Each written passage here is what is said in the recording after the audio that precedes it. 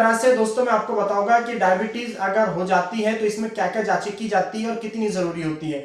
वैसे तो दोस्तों अगर किसी को अपनी फैमिली हिस्ट्री के अंदर यानी किसी को डायबिटीज है अपने वंशज में, जैसे माँ या बाप को या फिर अपने पूर्वज में किसी को अगर फैमिली हिस्ट्री है डायबिटीज को, तो उन लोग को तो जरूर कर लेना चाहिए। इसी तरह से एक आम इंसान के लिए भी जरूरी है कि वो कोई अगर ऐसे सिम्टम्स नजर आते हैं तो अपना चेकअप करवा लेना, डायबिटीज चेक कर लेना बहुत जरूरी होता है।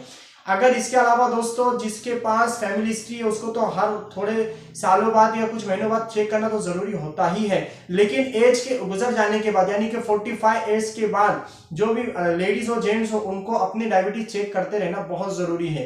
तो इसी तरह से दोस्तों डायबिटीज चेक करना और इसके साथ ही प्रेगनेंसी के अंदर खासकर, क्योंकि मैंने जो 3 टाइप्स इसके लास्ट वाली क्लिप में बताया था, डायबिटीज फर्स्ट टाइप 1, टाइप 2 और जेस्टेशनल डायबिटीज यानी कि जो प्रेगनेंसी के अंदर हो जाती है, तो उसको भी यानी कि प्रेगनेंसी के अंदर डायबिटीज का चेक करना बहुत इंपॉर्टेंट होता है, क्योंकि प्रेगनेंसी के अंदर डायबिटीज को अगर चेक नहीं किया जाएगा तो इसकी वजह से होने वाले बच्चे पे भी इसका असर होता है, दुष्परिणाम हो सकता है, बच्चे को बहुत नुकसान हो सकता है। इसीलिए यानी कि प्रेगनेंसी में डायबिटीज भी चेक कर लेना बहुत जरूरी होता है।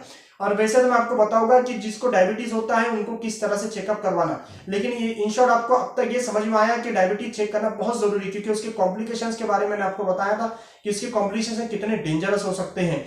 इसलिए दोस्तों डायबिटीज चेक करना और डायबिटीज जो है तो मालूम करना बहुत जरूरी है। अब हम जानते हैं दोस्तों इसको कैसे मालूम किया जा सकता है। देखो दोस्तों हर एग्जामिनेशन करने के तो वैसे अलग अलग तरीके होते हैं, डॉक्टर अपने एक्सपीरियंस के हिसाब से जो है तो चेक करते हैं, क्योंकि इससे पहले वक्त में या जमाने के अंदर किसी भी तरह की कोई इन्वेस्टिगेशन नहीं थी, कोई मशीनरी नहीं थी, कोई माइक्रोस्कोप वगैरह नहीं था, तो उस वक्त के अंदर जो है तो डायग्नोज ही डॉक्टर के लिए सबसे बड़ा एक हथियार था।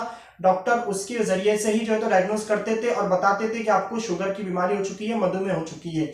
लेकिन दोस्तों लक्षण वगैरह अलामत वगैरह के बुनियाद पर और चेकअप के बुनियाद पर वो डॉक्टर अपने करते हैं, लेकिन लैब इन्वेस्टिगेशन की अगर हम बात करेंगे तो सबसे इंपॉर्टेंट जो है दोस्तों वो है फास्टिंग ब्लड शुगर। जी हाँ दोस्तों, ब्लड शुगर मालूम करने के लिए यानी शुगर मालूम करने के लिए सबसे इंपॉर्टेंट जो डॉक्टर लोग देते हैं वो है फास्टिंग शुगर। जी हाँ, खाली पेट। इसका उसूल है कि कम से कम एटलीस्ट बंदे ने 8 घंटे तक जो है तो कुछ खाया पिया ना हुआ हो, यानी पिछले 8 घंटे बंदा बिल्कुल एमबीएम और नॉथिंग बाय माउथ, कुछ भी खाया पिया नहीं, बिल्कुल खाली पेट है। ऐसे वक्त में बंदे की जो है तो खासकर मॉर्निंग के वक्त में एम्प्टी स्टमक खाली पेट ब्लड शुगर लेवल जो है तो चेक किया जाता है, यानी सैंपल लिया जाता है और उसको अच्छे से देखा जाता है। उसके प्लाज्मा के अंदर ब्लड प्लाज्मा के अंदर देखा जाता है कि ब्लड शुगर फास्टिंग का कितनी रेंज में। तो अब मैं आपको बता दूं दोस्तों, ये खाली पेट की शुगर जब चेक की जाती है तो उसकी नॉर्मली रेंज आना चाहिए 70 से 110।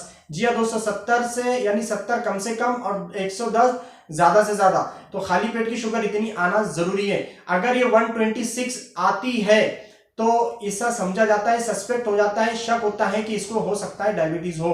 अगर ये दोस्तों एक ही दिन में अगर आ गई यानी 126 के अबव आ गई या लगभग आ गई या 126 आ गई तो डायरेक्टली हम ये कंफर्म नहीं कर सकते कि ये डायबिटीज है, लेकिन इसके इसलिए जरूरी भी हो जाता है कि अब इसका दोबारा हम जरूर जांच ले दूसरे दिन के खाली पेट के इसकी इतनी ही रेंज आ रही है।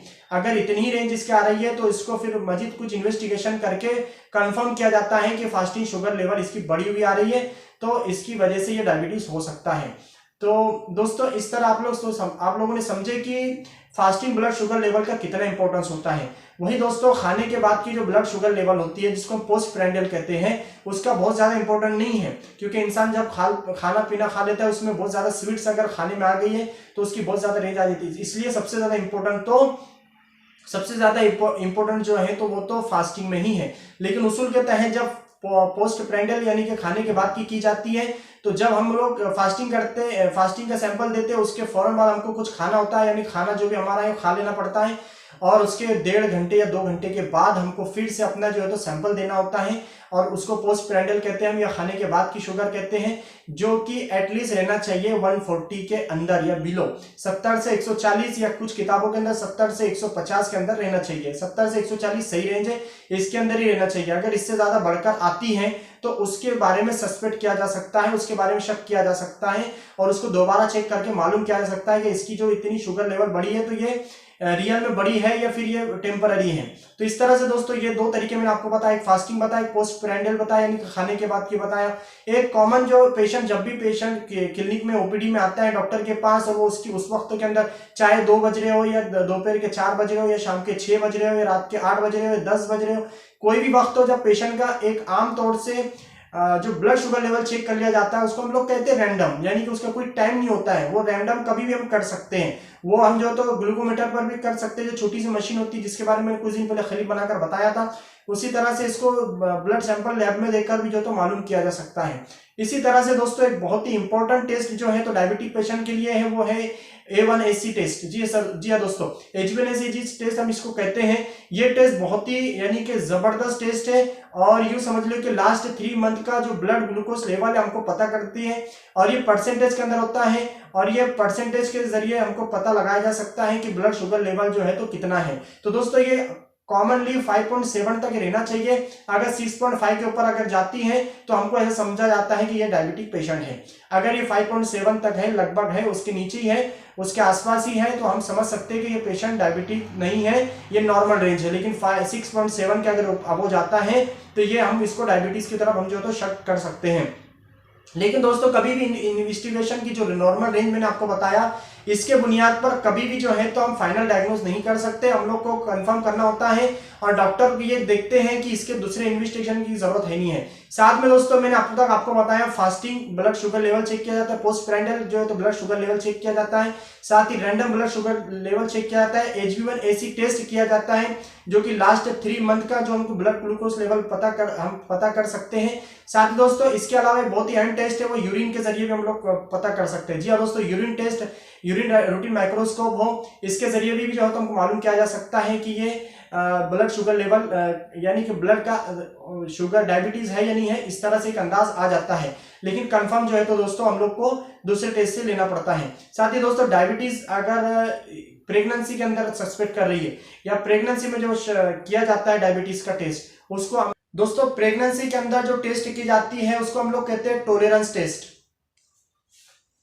जी हाँ दोस्तों, टॉलरेंस टेस्ट कहते हैं उसको, वो भी बहुत अपना इंपॉर्टेंट रखती है। इसके साथ ही दोस्तों अब मैं आपको बताने जा रहा हूं कि ये तो सब इन्वेस्टिगेशन है, ये टेस्ट जनरली ये सब किए जाते हैं, लेकिन अब जिसको डायबिटीज है तो उन लोग को कौन से टेस्ट करते रहना चाहिए। जी हाँ दोस्तों, जितने भी डायबिटिक पेशेंट है, टाइप 2 हो टाइप 1 है, उन लोग को चाहिए कि वो साल में 1 मर्तबा एटलीस्ट कुछ टेस्ट मैं आपको बता रहा हूं वो कर ही लेना चाहिए, जैसे कि ईसीजी। जैसे कि मैंने आपको बताया कि कॉम्प्लिकेशंस को मद्देनजर रखते हुए हम लोग को जरूरी है कि हम ईसीजी करें, क्योंकि मैं इसके ट्रीटमेंट में आपको बताऊंगा कि इसके ट्रीटमेंट में जब आप सुनेंगे कि कितनी इंपॉर्टेंट होती है, तो ऐसे वक्त के अंदर हम लोग को चाहिए कि हम ईसीजी करें।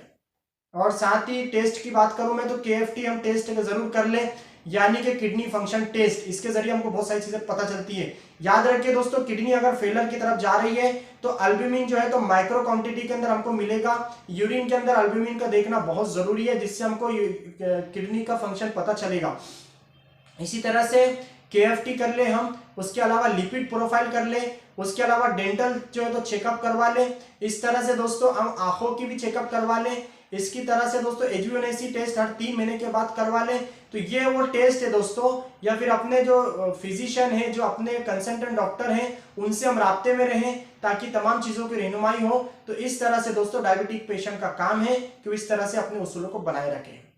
अब दोस्तों बहुत ही अहम टॉपिक के ऊपर मैं जा रहा हूं, वो टॉपिक है डायबिटीज का प्रिवेंशन, डायबिटीज का ट्रीटमेंट।